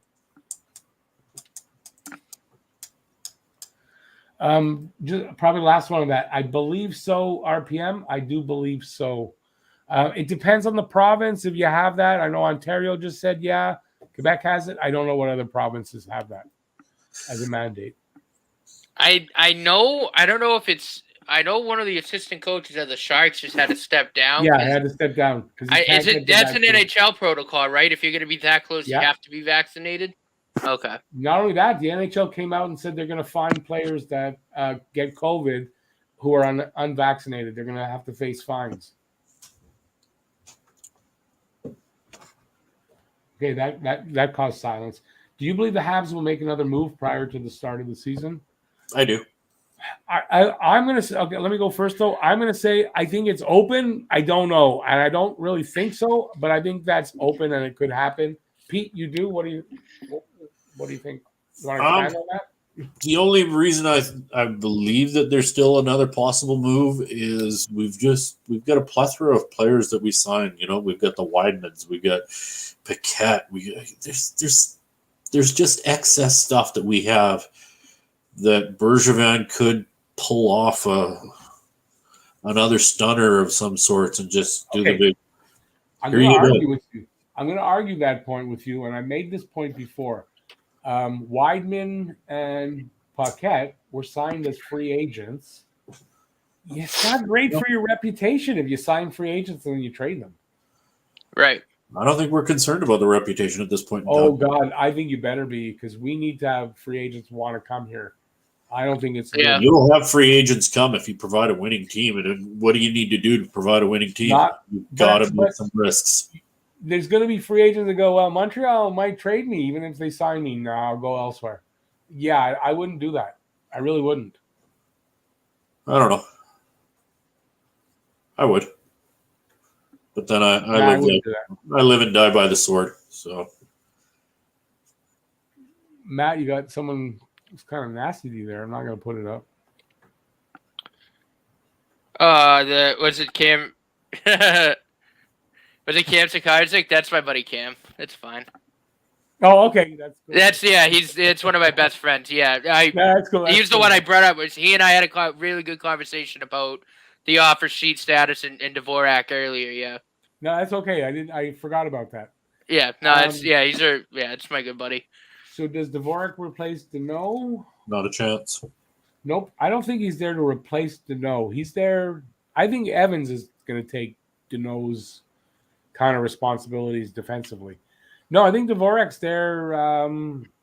So we have two good, solid offensive lines. So the top six is able to compete with almost any team.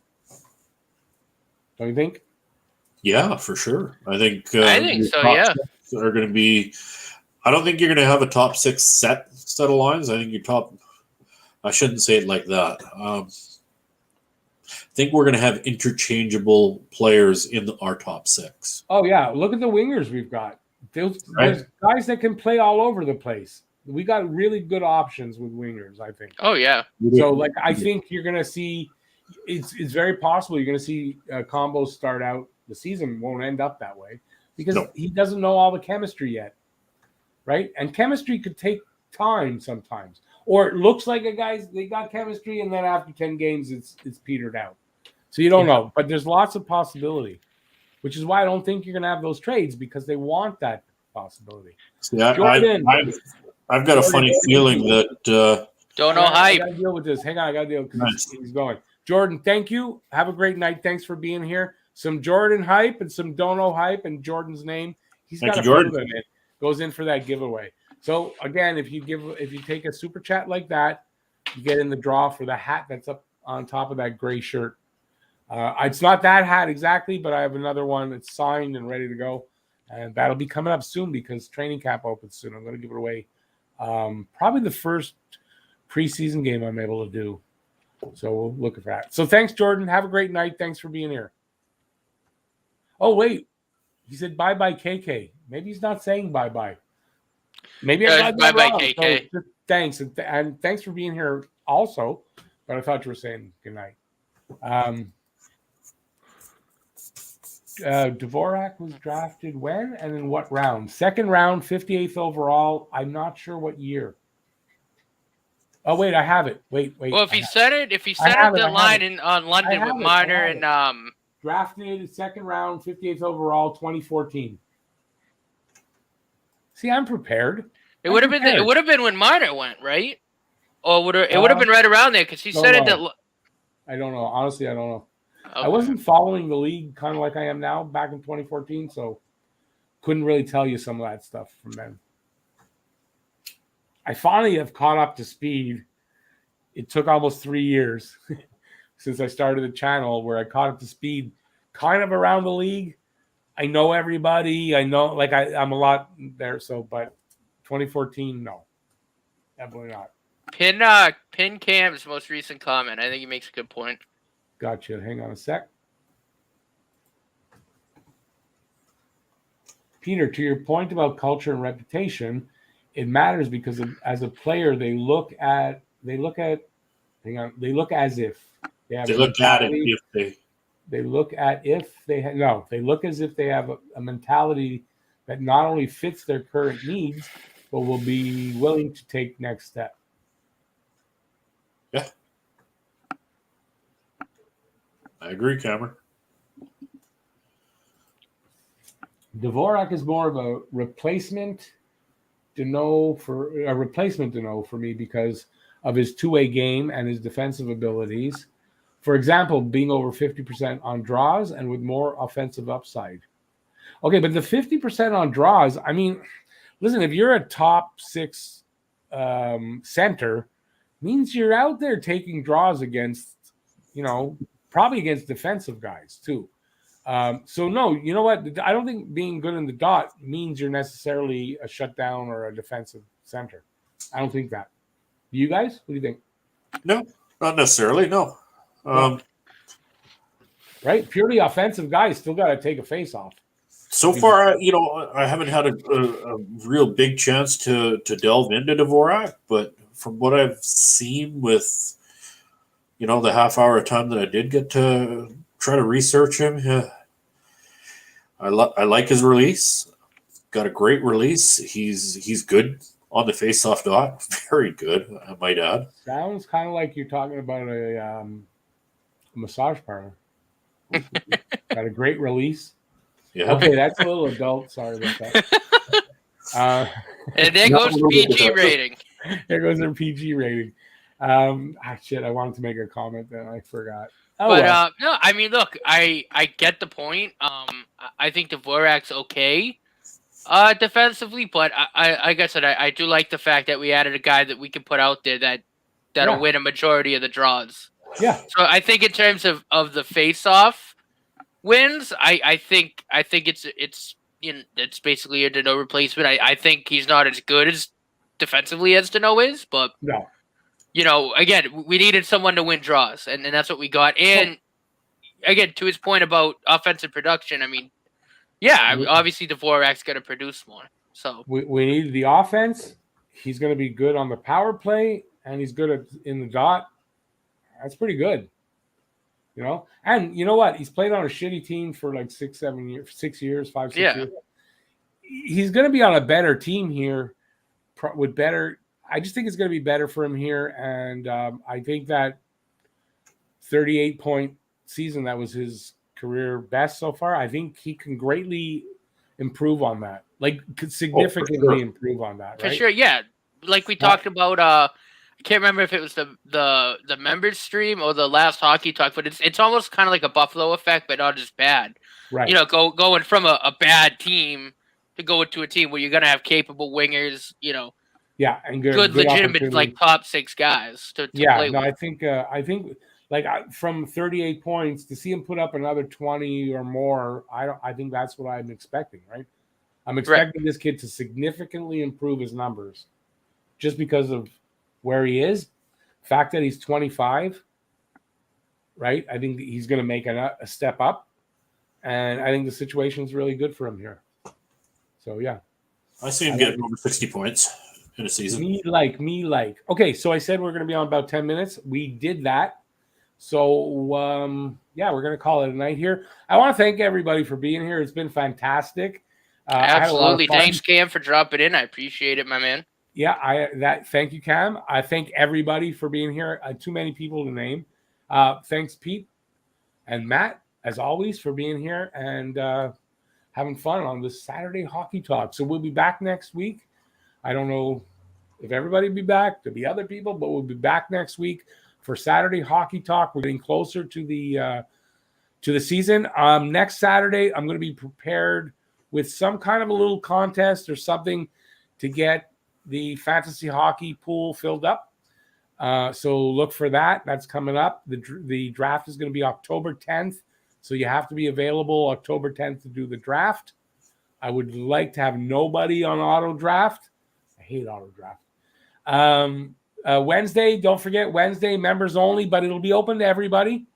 The beginning will be members only chat, and I'll open it up to everybody after. So hopefully you guys will be there. That'll be Wednesday at 9 o'clock as well. And I'm trying to think what's coming up. There'll be videos coming up. I'm going to have a new lineup projection coming up. Working on it right now. Hopefully you guys can't really see that. And that'll come up soon. And that's it. Sorry to bore you at the end here. Thanks for being here. Really do appreciate it. The channel's growing. Just about to hit 2,900. And when we hit 3,000, going to have a bit of a video for that. And yeah, I got nothing else to say. Thanks for being here as always. Stay safe out there. Peace out, y'all. See you next video. Bye, everybody.